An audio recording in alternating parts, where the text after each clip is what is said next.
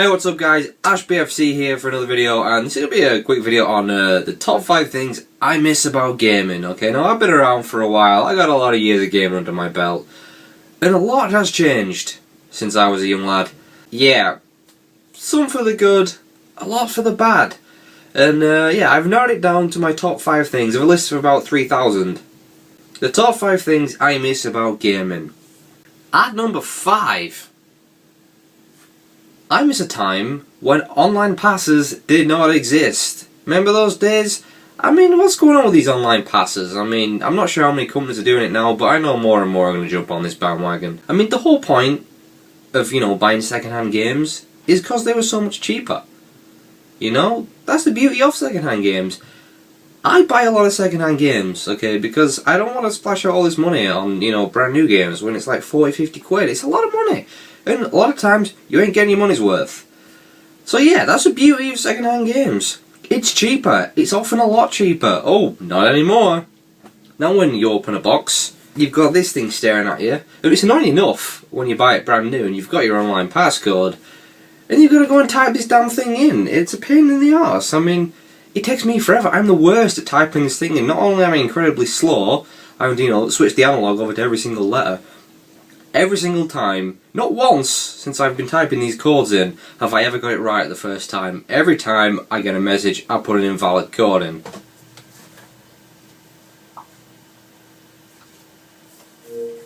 do you mean it's not valid? That's the most valid code I've ever typed in my goddamn life. Jesus Christ. Get the hell out of here. So I go back and try and find out which letter I've ended up doing, and I end up deleting the entire thing, and I've got to redo it again. And it's like 3 hours before I even get the game started. It's a nightmare. But now, when you buy a game second hand, you've got to pay extra to play online.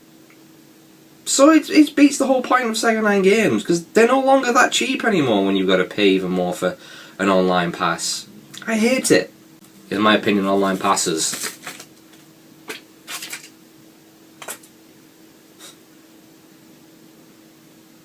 I haven't even used that one yet.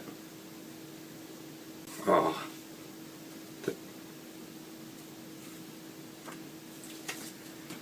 Be fine. Bit of sellotape. Okay, next up for number 4. Manuals.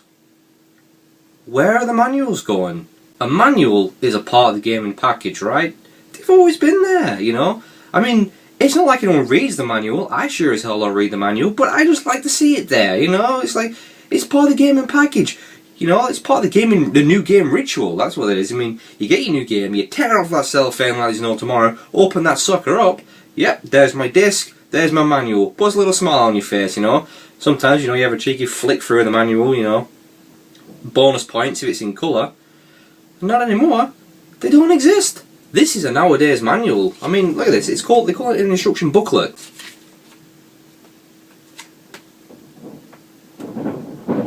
It's not even in colour. It's even worse in Japan. And that was another part of the new game ritual. You'd open it up, you'd have a smell, Smell the newness, smell the new game smell. Best smell ever, Now, you open them up, you have a smell, nothing. Do you know what it smells of? Disappointment and emptiness. See, now this is a manual. Look at that.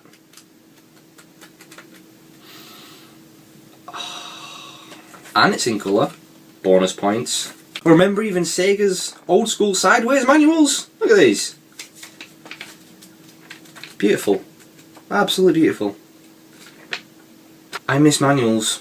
And at number 3, I miss the element of surprise in gaming, and I mean this from a few different points. One, I miss the fact when you really didn't know much about a game when you bought it. I mean, with the internet around nowadays, you practically know every single thing there is about a game, with all these game review sites and news sites and everything. You know every single aspect of a game, you've seen it all, you've seen all these pictures, you've watched all the videos, you've read all the articles. You can't escape from all these games, and you've practically played the game yourself by the time you've bought it, and it kind of takes the fun away, because you know everything that's going to happen, and most of the time you end up, finding spoilers for these story-based games, because some idiot on YouTube decides to type in big capital letters who dies at the end, and it's like, what? I mean, remember when Metal Gear Solid 2 first came out? None of us had any idea who was going to be controlling Raiden for almost the entire game. I mean, what a surprise that was. That was actually a horrible surprise. That was a nasty shock.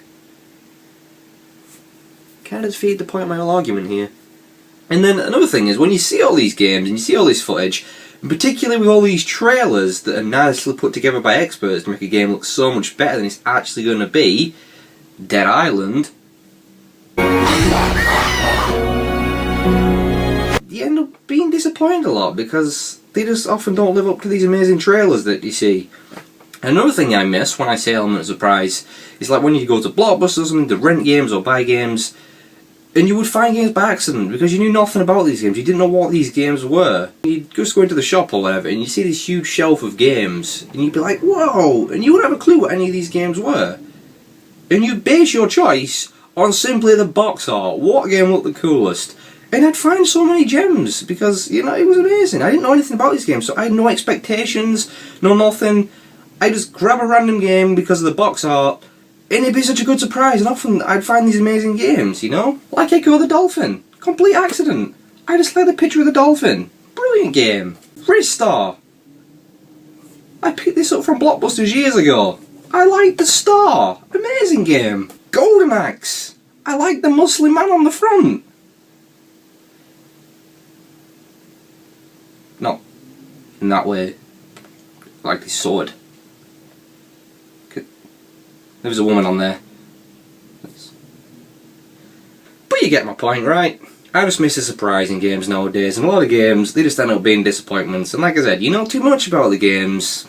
I just miss the surprise, that's all. And for number 2, I really miss the time when video game consoles were just that. They were video games consoles and nothing else. You put your game in, you played your damn game.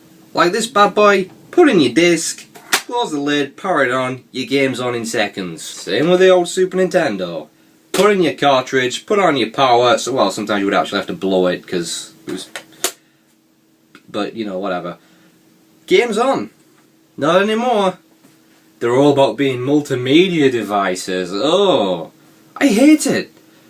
The Xbox 360 dashboard is an abomination. I hate that thing. It's got worse every single update. It absolutely sucks. I hate it. There's crap all over that dashboard. You go to the left, Bing has its own section.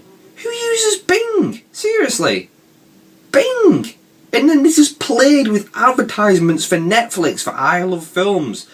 I mean, they recently just got rid of the Facebook and Twitter application. That had no place on there. Music advertisements, movie advertisements, it's crap everywhere.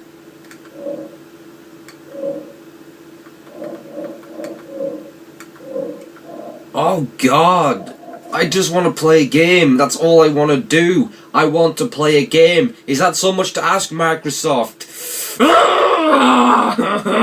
I mean, the other day I just wanted to flick over to my settings, which is the last tab on the right. And it took me about 3 hours to get there after wading through all this crap of stuff I didn't care about. And on my way there, to my horror, I discovered a big picture for an advertisement for One Direction's new album. Yay!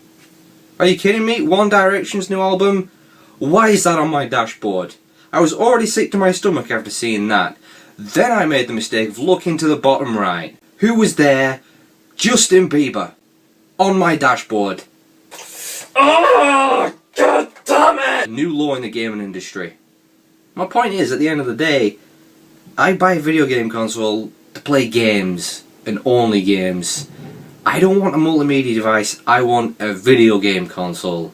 All that stuff that you can do on consoles now, I'll do it on my PC. It has no place in a games console. And all these companies, they're losing sight of what games consoles are.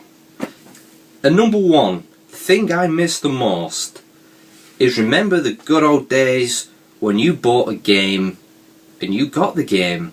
You got the full game. Not anymore. Those 3 evil letters.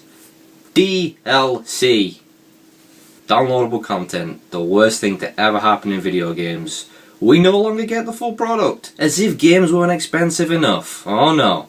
What these companies are doing now, these greedy ass companies, is they create the game, they have it all finished, they purposely take big chunks out, sell us at full price an unfinished product, and then slowly feed us the rest of the game for an overpriced amount. And it's an insult. we should just get the full goddamn game. The worst thing is when they announce DLC before a game's even come out. Seriously. It's literally an advertisement. Here's what you're not getting in your game. Are you kidding me? Are you kidding me? How are they getting away with this? They might as well just give us a middle finger. I don't understand it. And the ultimate kick in the balls is when the DLC is already on the disc. I know it's on there somewhere. Oh, there's a Family Guy disc. My bad. I mean, how bad's that? You've already bought the game. You technically own it. You now have to pay extra to unlock something you already have. Capcom. So yeah, that's the top 5 things I miss about gaming nowadays. So yeah, thanks for watching. See you guys next time.